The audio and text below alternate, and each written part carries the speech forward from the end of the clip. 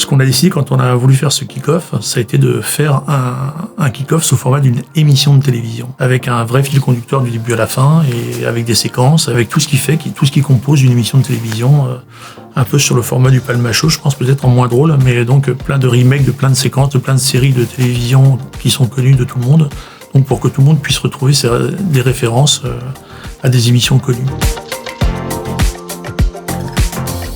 On a commencé à travailler dessus en septembre.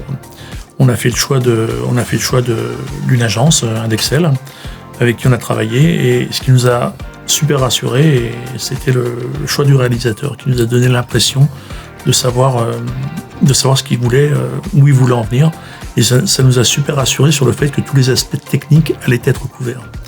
À cette agence Indexel, on a ajouté notre communicant de toujours, qui est une entreprise qui s'appelle Oscar Communication, basée à Lyon, et qui a inventé le logo de Pas à Pas, donc ça fait bien longtemps qu'on se connaît, et il nous connaît par cœur.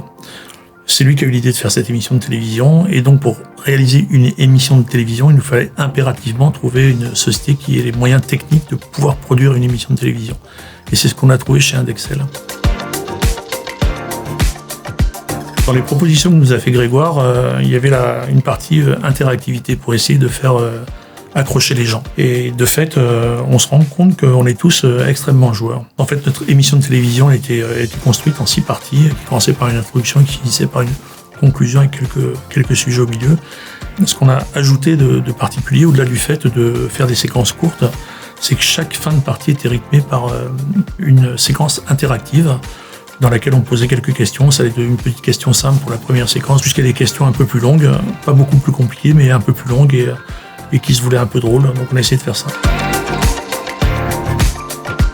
En règle générale, quand on finit un kick-off, et je crois que je suis en train de plagier Barack Obama en disant ça, et je crois que c'est lui qui disait ça, quand on finit un meeting, on sait si on a été bon ou pas au moment où on sort de scène. L'année dernière, en sortant de Chamonix, on était tous en transe, et on savait, pas seulement parce que le lieu était magique, mais parce qu'on avait fait le taf, comme on dit chez nous. Cette année, on a fini le kick-off, et on a tous ressenti exactement la même sensation. Donc le kick-off, pour nous, il était extrêmement réussi.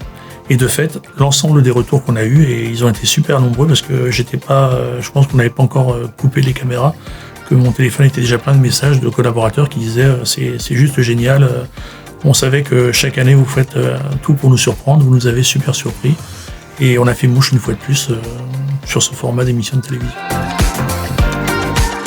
C'est de super préparer ces messages, de savoir exactement ce qu'on veut dire, de savoir exactement ce qu'on veut que nos salariés ressentent à la sortie, et de pouvoir choisir les bons professionnels qui vont nous accompagner pour faire ressentir exactement ce qu'on veut et faire passer les bons messages au bon moment. Le piège à éviter lorsqu'on fait un kick-off virtuel, selon moi, c'est de ne pas mettre le minimum de moyens nécessaires pour que ça ait l'air super professionnel malgré tout. Je pense qu'on peut pas faire un kick-off sur Zoom, c'est pas raisonnable. Je pense qu'on peut pas faire un kick-off sur Teams, ça n'est pas raisonnable non plus.